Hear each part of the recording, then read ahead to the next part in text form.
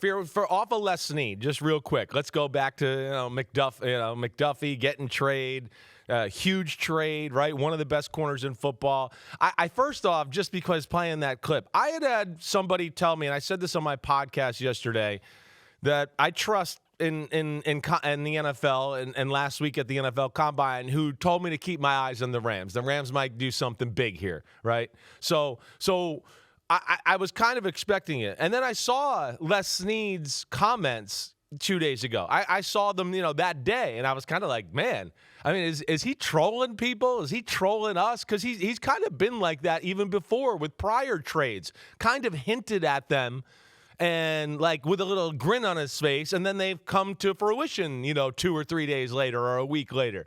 So I first off just find it amazing how he kind of flirts and kind of teases people with those kind of comments. That's amazing. It really is. And then, of course, I always commend the Los Angeles Rams for something that, you talk about all the time. They're not just happy and complacent with being relevant. That's not who they are. They go for it every year, Teddy KGB style, as we always say, chips in the middle of the table. We're trying to win the Super Bowl. We were a game away and could have won it. We feel like this guy will get us over the edge, and that's where, I really respect the Los Angeles Rams that way. They're sending the 2026 first-round pick, 29th overall, 5th and 6th round picks in this year's draft, and a third-rounder next year for Trent McDuffie, who was a first-team All-Pro in 23, second-team All-Pro in 24, neither in 25. More on why that may have been the case in a second. But the thing with the Rams, Chris, now they do have an extra first-round pick this year by virtue of the trade that allowed the Falcons to get James Pierce Jr. last year. Yeah. But when the Rams trade their picks, they usually trade for a guy that helps them. When they make their picks, they usually make the pick of a guy who helps them. So whether it's F them picks or keep them picks or pluck them picks from someone else, that's the one thing that's been not quite under the radar, but, of all the teams out there that deserve praise for amassing talent that allows the team to win more games than it loses and compete for championships every year, the Rams are right up there with anyone else. Definitely. Right up there. Maybe at the top in some ways. Their ability to evaluate talent is special. And then I think, they also have an owner that will back them up financially to get big players and make the trades happen and give them new contracts. So they're fearless that way. But they're fearless because their ability to kind of strike gold with every move they make. They make a trade. It's for a good player. It works out. Oh, we lost all these picks, or we lost, first-round picks and second-round picks. It's okay. Look at the Rams. We used to talk about it all the time, where how many great draft picks they have in the 3rd, the 4th, the 5th, the 6th round that contribute to their football team. So they've been able to do it any way they want. Yeah, they can draft guys high in the draft and make that happen if they want, but they also have shown the ability to go like, hey, these top guys in the draft sometime, it's a lot of hype. We don't know what's going to happen. We don't know if it's going to work. Let's trade away those picks for commodities that are proven in the NFL.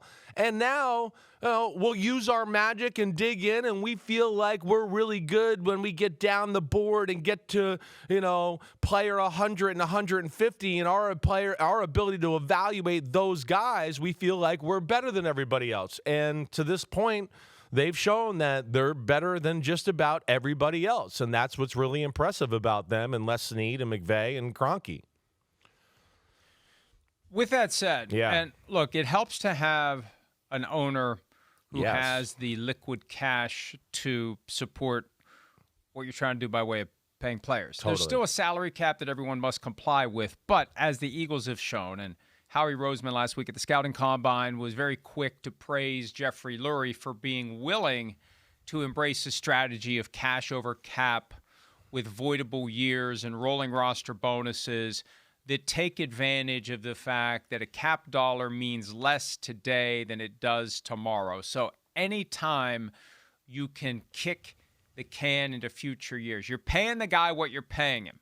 If you can have it hit the cap later, it's better because it means less because the cap keeps going up. But you got to be willing to pay him now. Those dollars mean more now than they do when they hit the cap. That's right. For the same reasons that $1 million has less of an impact on the salary cap later, $1 million paid out now costs more, time value of money and all that stuff, than it will later. So paying as you go is a detriment. You want to pay now if you can. You want to get the money in the pockets of the players. They're happier now, and then they're under contract. And I say that because this is the second time they've made a significant trade for a defensive back who wanted a new contract and didn't get one on the way through the door. When you look at McDuffie's situation, he's in his fifth-year option on his 2022 first-round contract. And he's only making $13.632 million, which is just bizarre to me because the fifth-year option is now tied to achievement. They don't tie it to All-Pro. They tie it to Pro Bowl. He made no Pro Bowls. And this is the biggest indictment yet of the Pro Bowl system. Not that I'm vouching 100% for the AP process, but it's harder to make the All-Pro team. Way harder. There's only one. And there's a first team and a second team.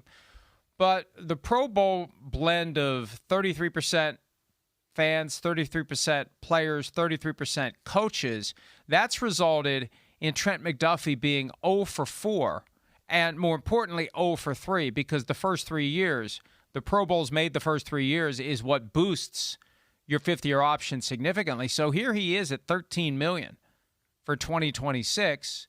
There'd been an effort to do a new deal with the Chiefs. It had gone nowhere.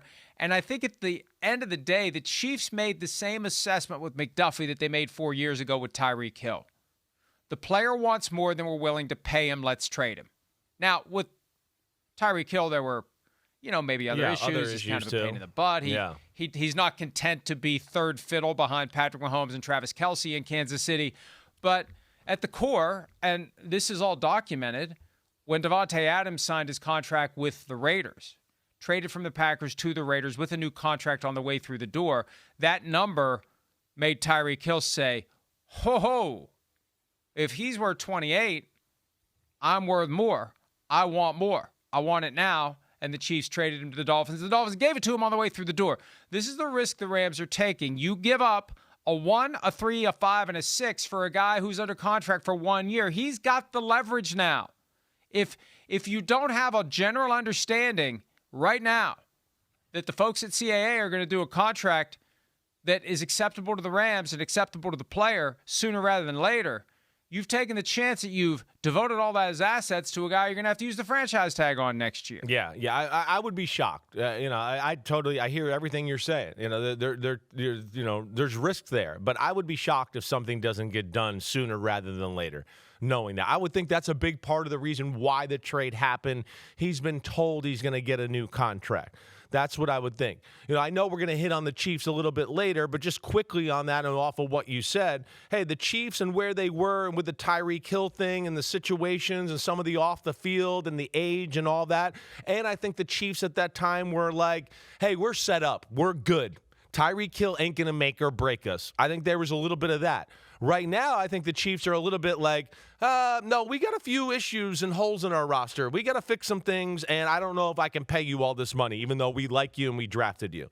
So the Rams, who we discussed a lot towards the end of the year, and you heard me say a lot towards the end of the year and in the playoffs, that the Rams can't play man-to-man, right? You heard me say that a ton. They can't play man-to-man. It's zone coverage all the time. It's not going to get it done against a good offense and a good quarterback.